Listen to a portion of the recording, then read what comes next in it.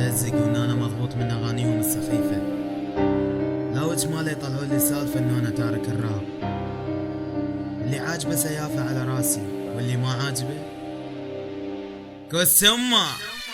عجبني ما عجبني عادي يتسمى، اجيبه انا فهمه شنو هو فيلمه، واللي ما عجبه سجافي انا ضمه، نقاط ضعفك عندي يا زباله. عجبني ما عجبني عادي يتسمى، اجيبه انا فهمه شنو هو فيلمه، واللي ما عجبه سجافي انا ضمه، نقاط ضعفك عندي يا زباله. استغرب من هالعالم علي هن عايشين، يتلزقون بكل مكان لكن هم ما دارين، ماخذين مقلب بانفسهم على انه ملوك، لكن لما يسمع اغنيتي يتحول وجهه للملوك. يعني وتالش وقت راح تصيرون زلم، قروبك حتى بطيزك اللي جحدك انت فيلم، لكن انا لو نفسي ليش رد عليهم؟ اذا واحدهم شاطر شخصيه فاضله فيهم، خلاص عرفت شنو الهم الحل، انه البسهم مثل الكلاب مثل الذل. يعني مهما راح تتحول تتلزق راح تنزل بالنعاله هنا قدام الكل يا فاشل. يعني كم مره حذر بكم وانتو مغلطين، لكن وقت ما تدق الساعه راح تنسحل يا مسكين. قسمك انت وقروبك اللي نصهم شدود، واحد يوم يفتخر لانه ايمو بالردود.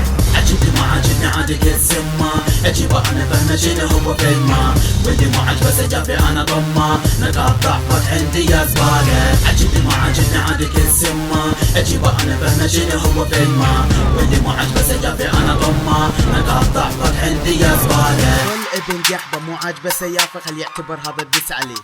اوكي يلا وكل سم الساحة شلع بما انزلت